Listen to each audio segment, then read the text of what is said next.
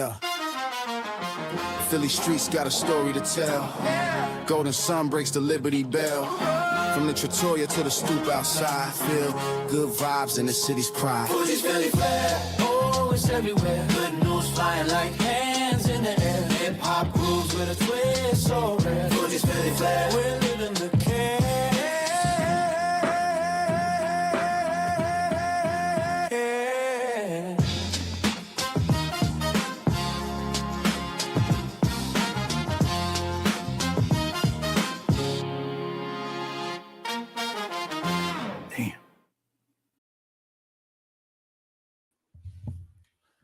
Welcome, everybody, to another episode of Fuji's Philly Flair. Hope everybody's having a good Wednesday tonight. Wanted to thank everybody tuning in. Tonight, I want to welcome an old grade school classmate of mine going back to the early 80s.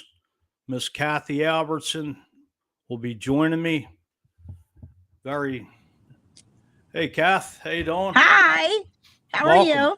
Pretty good. Thank How you for having me. I'm Hey, good. Thanks for, coming on. I mean, we've been, talking about this for the last few weeks. Yes. We met up in Starbucks in Center City. Yes. And, Yep.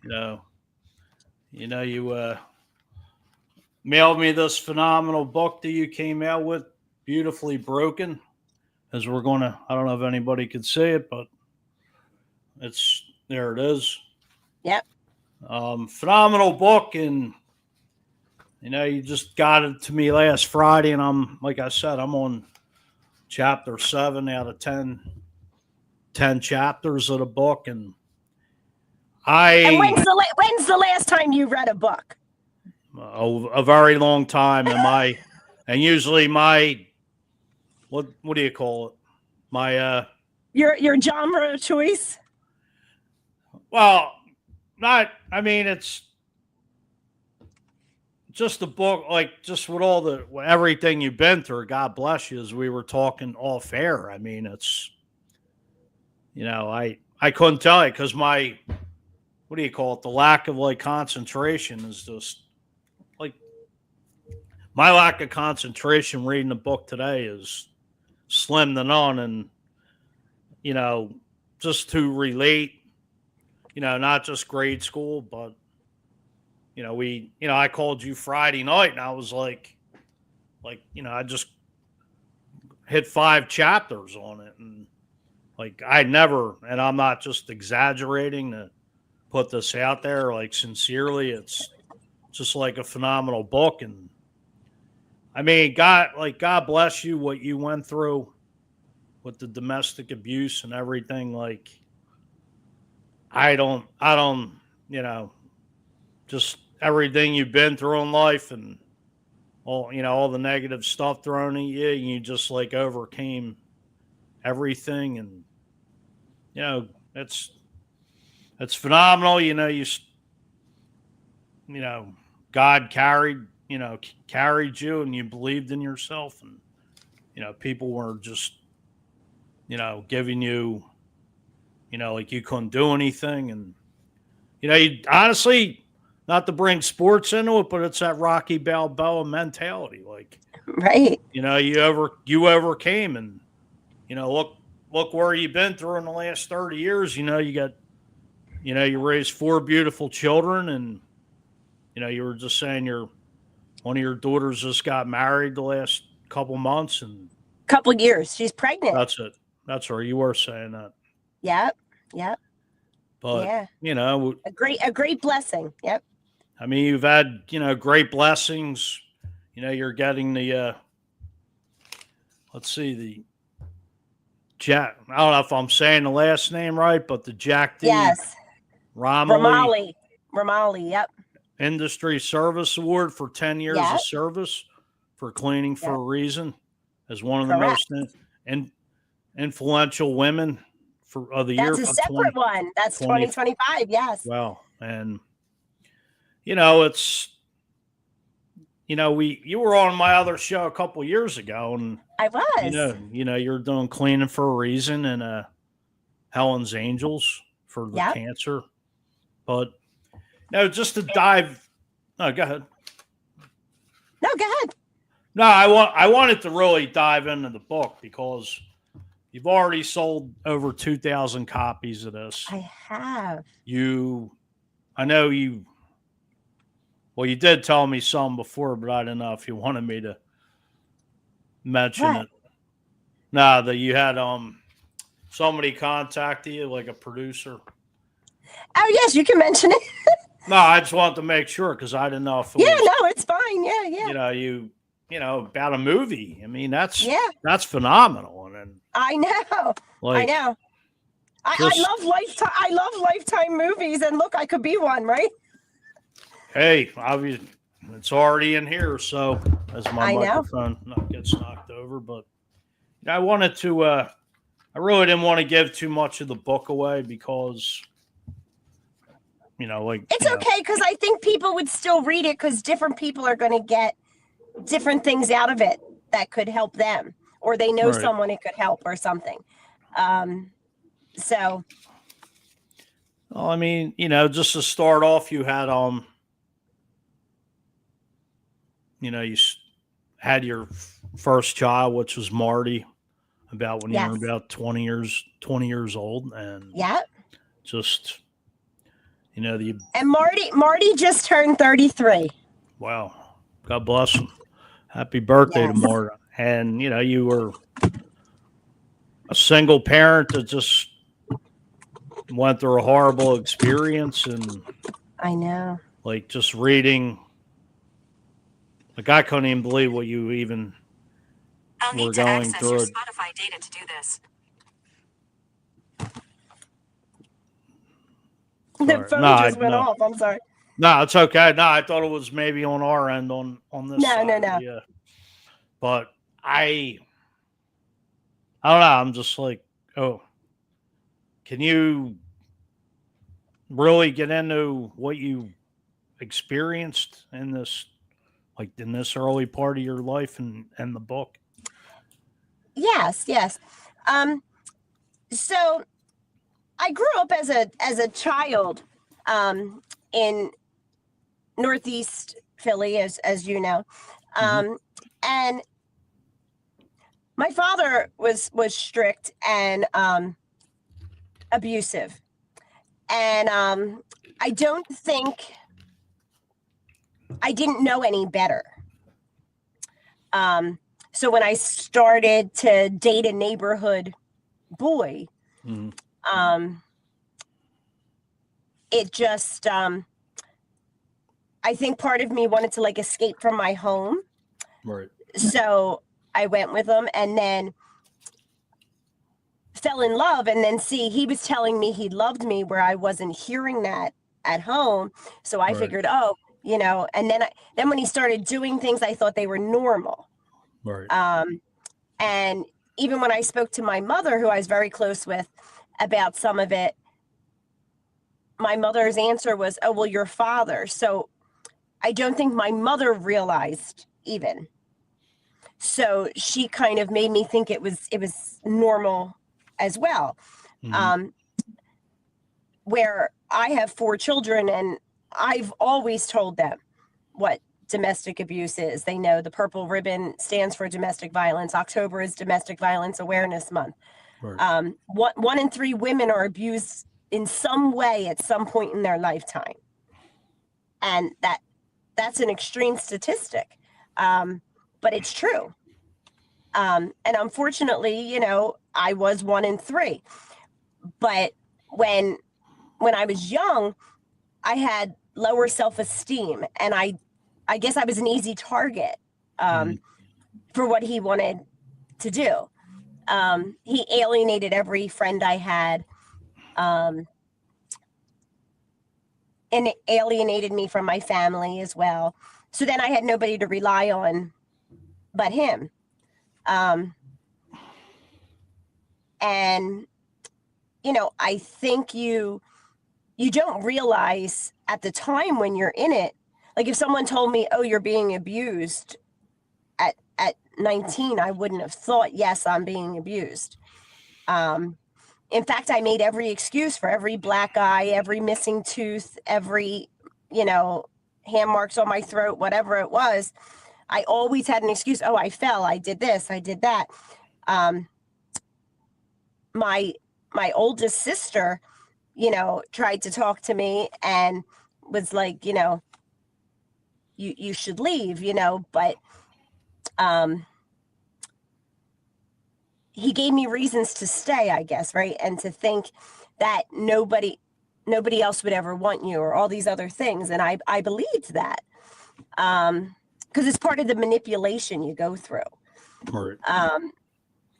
So when he did those things, I to this day, like if you saw on the cover of the book, there's a red rose and there's flames. Right. And Yeah, I right. designed the cover. Mhm. The red roses because I hate red roses. Every time he beat me up, he would give me red roses and tell me he was sorry.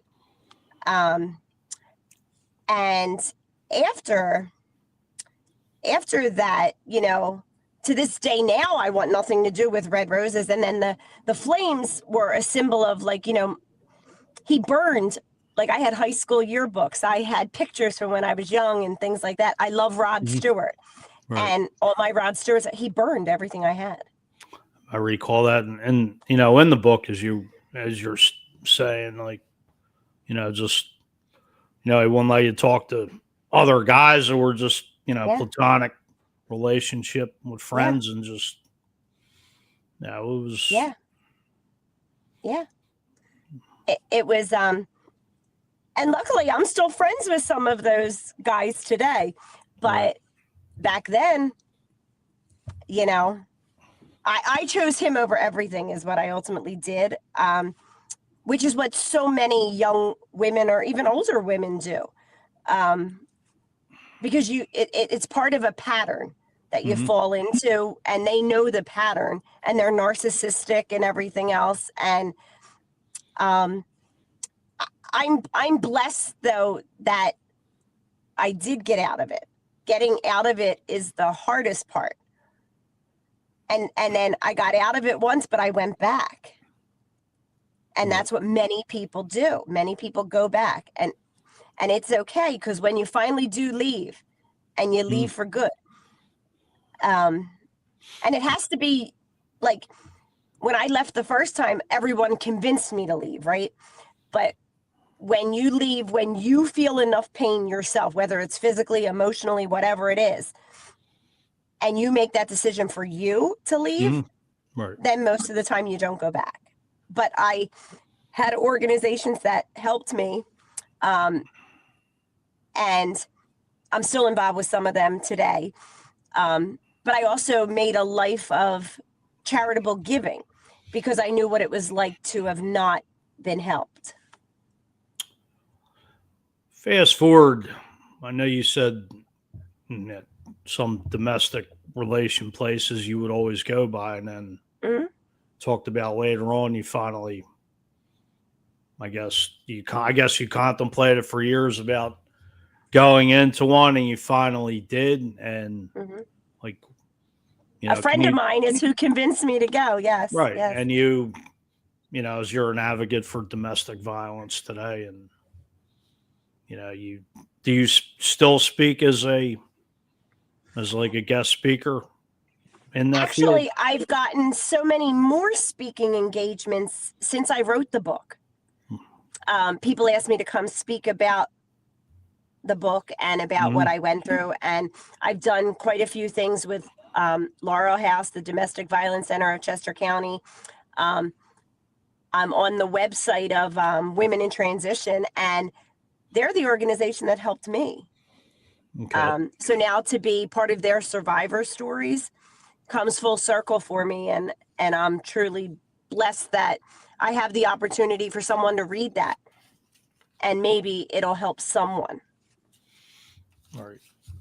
I know you, I don't know, like I was saying before we came on the show, I took some notes about the book and just stuff you put I forget what chapter it was, but you quoted, second chances have always felt like opportunities to rewrite chapters in my life that didn't go as planned. I carried the weight of my past, feeling those experiences that define me. Can you touch on that?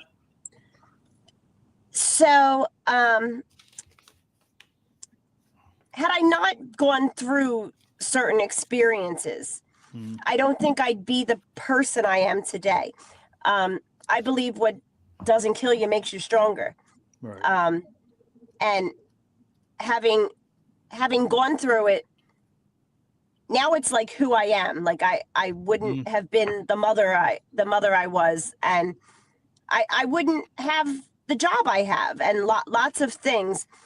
And I can now look at what I had been through as having, like, so maybe this sounds funny, but having helped my first person when I spoke somewhere, that girl came to me a few months later and said, "Oh, because of you, I left." And for years, I wondered, why me? Why did this happen to me? And when I helped her and realized that I had a hand in her leaving, I knew why me. So I feel like, there's a greater gift that I can give by doing this and by telling people and putting my story out there, because people have gone through mental illness, different traumas, domestic abuse.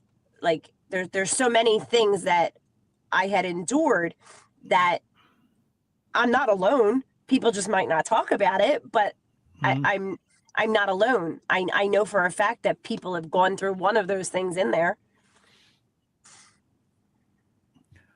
And also just to fit, you had Martin when you were 20. You had your next daughter. I mean, your first daughter was Bridget, and then Nora, and then Grace, your baby. And then you talked about you went back to get your high school diploma. I did. And I did that. I went back and got my high school diploma when I was pregnant with Bridget. Because based on having anxiety and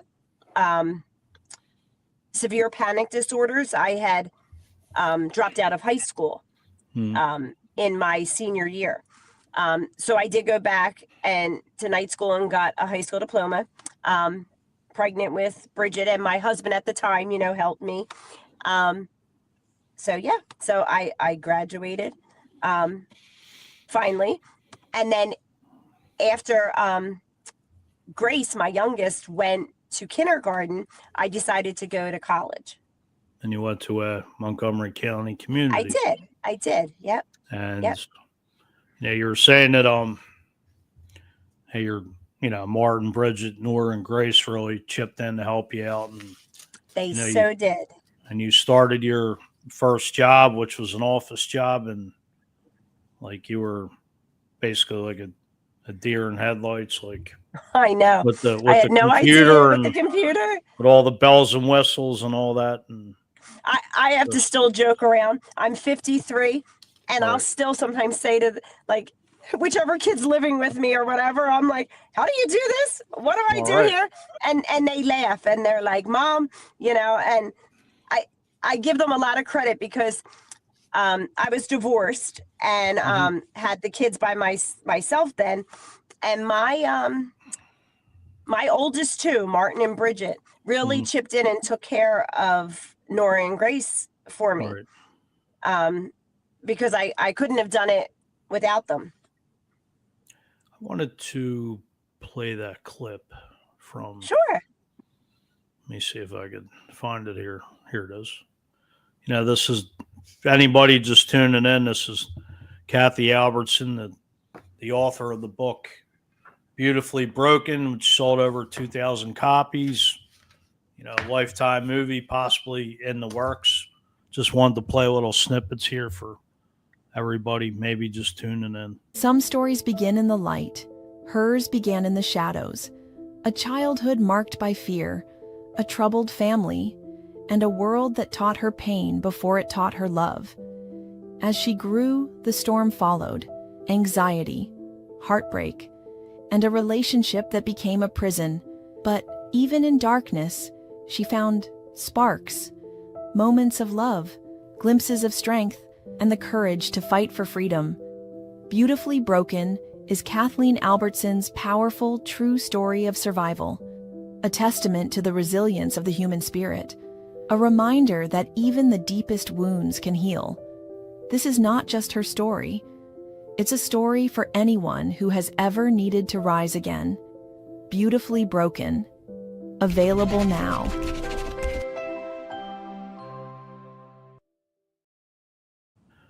Just a fabulous book. Like I said, I'm on chapter 7 now, and and like I said, I haven't read a book in years because of my concentration is just not the best.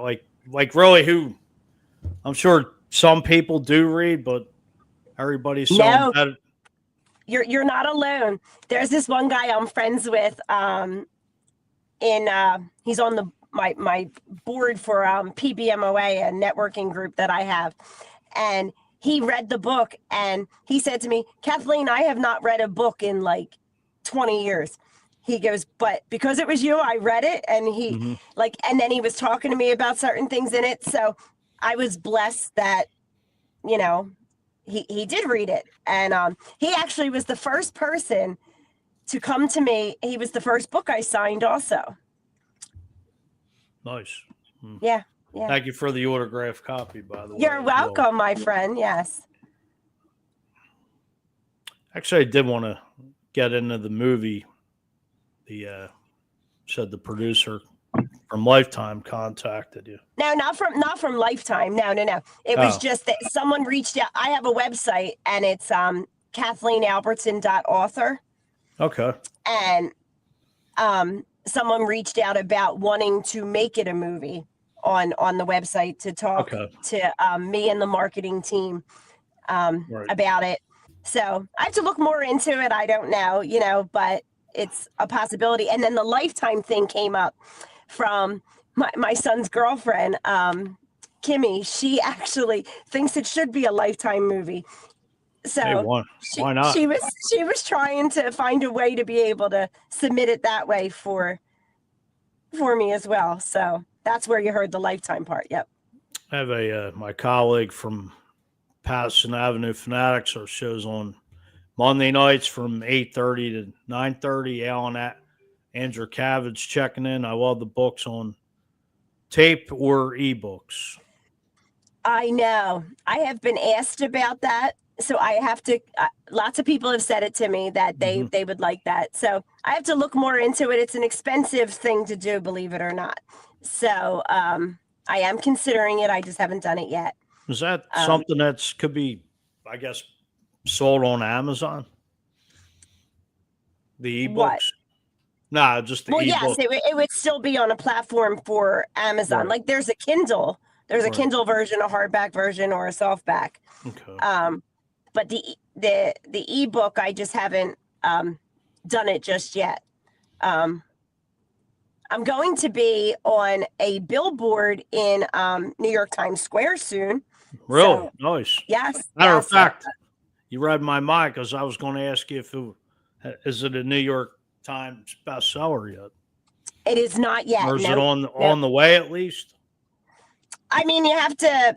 I think first you'd hit like an Amazon bestseller. Like so far, I have almost a 5.0 star rating.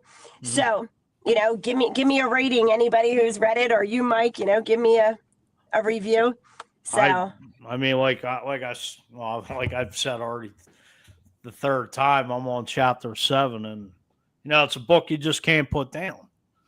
And like I said, Friday night. You mailed it to me, Thursday? I got it Friday. Yes. And bang, I was 5 chapters in. And just, there were other stuff in there.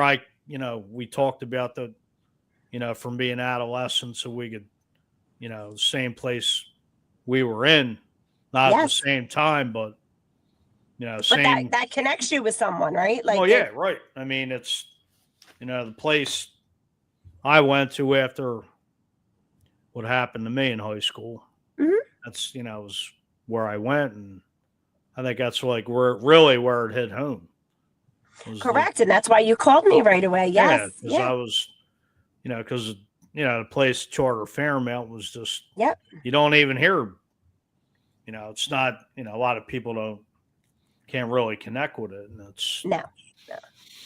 but No, but I'm sure it's like, look, for you, you read that and you were like, oh my God, I've been there too. And then it almost like puts you like in a club you don't want to be a part of, but well, but I mean, point blank, it was kind of like you were there for reasons and I was there as well. And it was like right. reading what you went through and what I experienced there, it was just, well, it's Oh like, yeah, and those places are not what they're chalked up to be. I was only there 24 hours and I couldn't get out fast enough. I was there almost 2 months, and Yeah. like, not to get into all of it, but like I said, I thought I had problems, but when you seen teenagers and young adolescents being put in restraints, and I know. it's just a wake up call, point blank. And you see, Yes. I myself, I forget a lot of it because being 53 years old is like you, you forget a lot of stuff, and you just, it kind of just, Or you didn't forget, you chose to forget. well, it takes you back. And Well, I'm sure, but sometimes takes you- we put things in the back of our mind because it's Right. something we might not want to remember or deal with. Well, right. Because I it mean, may have been something that caused us trauma or something. well, it takes you back to a dark place. And, Right. it's like, myself, I've overcame a lot of stuff in my own way, like yourself, and, just everyday life, what we all go through, and Yeah. past experiences. Mm-hmm. Now, I wanted to, if your book is ever a movie, who do you want? How can I can't get it out. Who do you want the lead role to be of yourself? Have you thought about it? Kate Hudson. I think you did tell me that. I All right. did because Yeah, I you're love her. Yeah. Yep. Any other big name stars you want in it? I don't know. I don't know who I'd choose for the abuser because it would have to be a not nice person. I got it. Now, Yeah. let's jump over to this Jack D.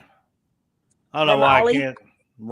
I'm ready to say Romilly, but yeah, that award. Can Yes. you explain to everybody out there what Yes. you're involved in, the cancer stuff Yes. that you? So that award is last week. Now I couldn't be there in person, so I did it virtually. But it was at the ISSA trade show, which is international for the Cleaning Institute. Mhm. And it was in Las Vegas. And I was nominated and I was chosen. And basically they did this like beautiful write-up. It was lovely. And gave me the award, and they're mailing it to me. So I will send you a picture so you can see when I Nice. get it. And I had to do give a thank you speech and everything virtually. But it was something I wouldn't have expected an award for because I was just Cleaning for a Reason gives free house cleaning to men, women, and children that are going through any type of cancer. And I've been a volunteer patient coordinator, fundraiser for them since about 2010. And something I was just doing, and then I ended up getting a job through it, but I was just doing it because it's important to me. And I have a lot of people in my life that have passed away from cancer. Right. and it's also in the cleaning industry, which is now like where I work. And it was something I wouldn't have expected to get an award for, because it was just something I was doing because it mattered to me and I just want to help people. Right. Also, can you explain Helen's Angels as well? Yes. Helen's Angel, I'm the patient care coordinator for. That gives free house cleaning. I'm reading the wrong one. I'm telling you the house cleaning. No, that gives financial assistance to those with a breast cancer diagnosis. And that one's not national. That one's only in the tri-state area. Can you also talk about what other charities you are affiliated with?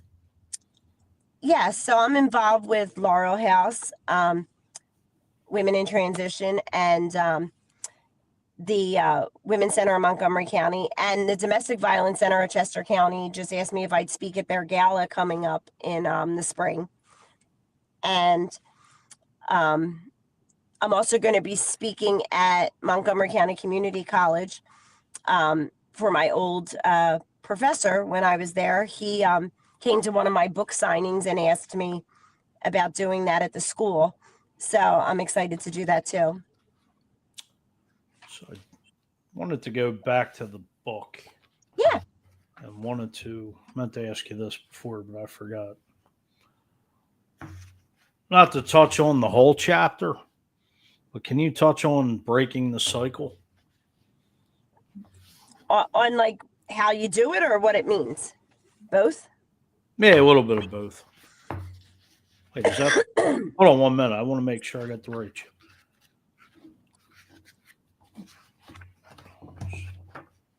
Wait.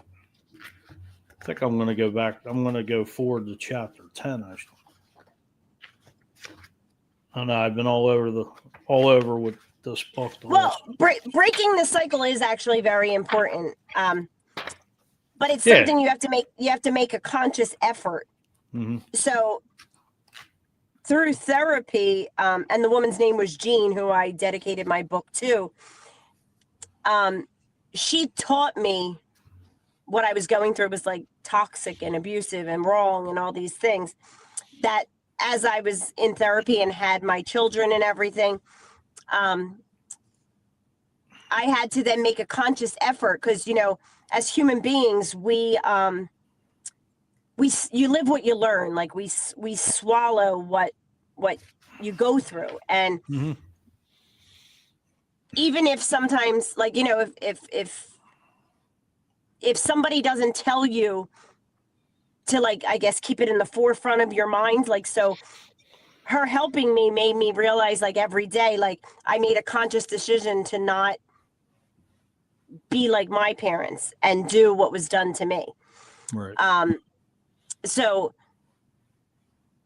and trust me, there's sometimes that things come in your head and you're like, oh, okay, step back for a minute. I can't say or do that, you know, because that's what you've swallowed and have been used to.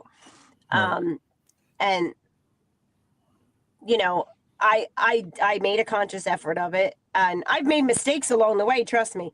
But I have 4 children, and they all have significant others. And I'm pleased that I feel like I've broken the cycle with them, so they would never end up in any of the things that I did. We make jokes sometimes that, you know, I got pregnant young, dropped out of high school, all these things. And they always like say like, oh, well, we beat your odds already, Mom, because the youngest one's 22. Right. So, and like a lot of the things I did, mm-hmm. my mother had done, and so did her mother. Okay. So I didn't know that when I was 19. I found that out later. But like, so you just repeated it. And if it wasn't for me learning to make a conscious effort, and every day I'm thankful for that therapist, Jean, who helped me do that. Yeah. Because I could be in a different place today. Right. Alan has another comment. He said, today we remember our friend Helene in my home. She lost her 7-year battle last year of cancer. Oh, I'm sorry. And so So I did. Today happens to be my sister Patricia. She's in the book too. She today was her birthday. Well, is her birthday. But she passed away a year and a half ago of Sorry. breast cancer. Yeah. So, we did just about chapter 10 where you basically, name of the chapter is called The Journey Continues. Now, you have the book out, you're doing all this amazing work that you do, cancer and whatnot, and just where do you plan on going from after the book? I mean, do you... I've been asked, do I want to write another one? And I'm like, well, that was 52 years of my life story there. So, Right. But I don't know. I could possibly write another one, but I did now on the website. I've started doing blogs. So there's a few of them on there. One to help with like anxiety, another one about domestic abuse, like being 1 in 3. And I know in the book, because I wrote the book before this happened, but I wrote in the book that I'd love to have, like a grandchild someday. And my daughter Bridget and her husband Tyler are having a baby April 30th. Congratulations. Thank you. And it's going to be a girl. And I want to be called Glammy. You did mention that. I did tell you that. That's when we were out. Yeah. Another topic I did want to get into, and I don't know if you're in this field, but I don't think, it's out there. It's all over the place, just mental awareness. And, it's, you don't know when somebody's like, life, as us being older, 20 years ago, life wasn't this fast paced. Life, our kids are, they're all savvy with all this, and even the younger generations, like my daughter. Well, yeah, your daughter's 22. My daughter just turned 21, and it's just, I wish we would have had all these opportunities like school and everything, like when we were, 30 years ago. And now it's like the world is just doesn't stop, and it's, mental. Let me get to the point. It's just the mental awareness.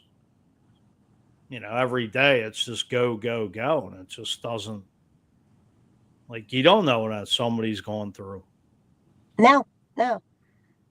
So you should be kind all the time because you don't know what somebody's dealing with. I would not wish, though, that the technology was there for us. Yes, like some things are good that like maybe there's more awareness about certain things that we may have gone through, but kids aren't kids anymore. No. Like we would go outside and play, and be outside all day. Like kids now are on their phones or, going through cyberbullying and things that we didn't deal with. Right. So I guess in a way there's pros and cons to each. Now you think is that something you would think about maybe going down that avenue? What, talking about mental illness? Mm-hmm. Possibly. My mom went through a lot as well. And a lot of that stuff can be genetic as well. And people don't look at mental illness as it's the same as like a physical illness, like cancer or whatever, but actually it still does inhibit somebody from doing their normal daily life or whatever. Right. So I know for me, I'm so busy and I love to keep myself busy because the idle time, like so many makes me then like think and remember certain things that I might not want to, think of, or I could get more anxious when I'm not busy. So I do keep myself busy unless I'm sleeping. So I hear you. I mean, it's just go, go, go. Yeah, yeah. You just got to be like the Energizer Bunny, in this day and age, to just keep going every day. Yep. The one last thing I want to touch on was Traley Hale Ringo. And I know who's the mother of Kaylee Ringo, number 7 defensive back for the Eagles. Now I know you're going to be doing some type of collaboration with her with the breast Yes, cancer. I'm meeting her on Monday. Yep.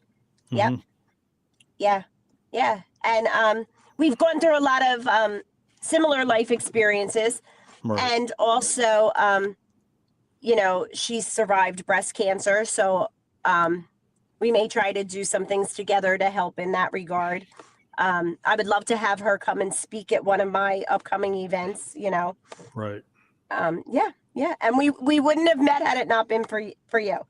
So Nice. I mean, she's, I've had her on, we did the breast cancer awareness month about 3 weeks to a month ago. And, she came on probably 5 episodes in, but, her and I've, become friends and just trying to, the collaboration of, meeting you, and then my friend Chris Augustine, who has cancer, and then Frankfurt Pioneers baseball coach Juan Onum, who beat breast cancer. So, I mean, it's just to touch on. I mean, between, breast cancer, it's not just for, not just women get it, guys. it is not. I think I believe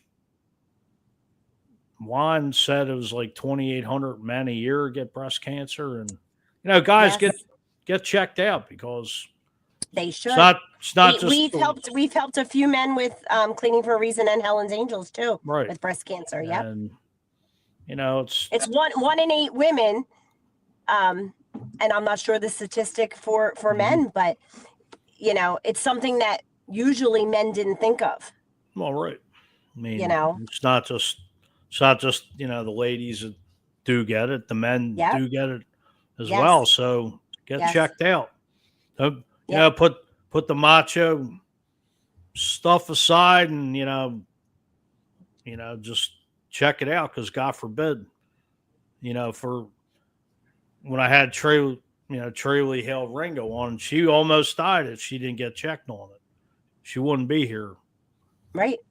And she's a big advocate of breast cancer.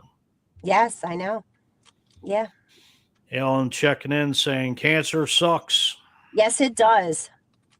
Yes. My best friend passed away of metastatic breast cancer a few years ago, and yeah. I mean, I lost my, great uncle to prostate cancer years ago, and it sucks, God forbid, what somebody has to go through. I know. With it. I know. Alan also says, I guess, about your first grandchild, you're going to be called Glammy. He goes, love it. Thank you. Well, I want to.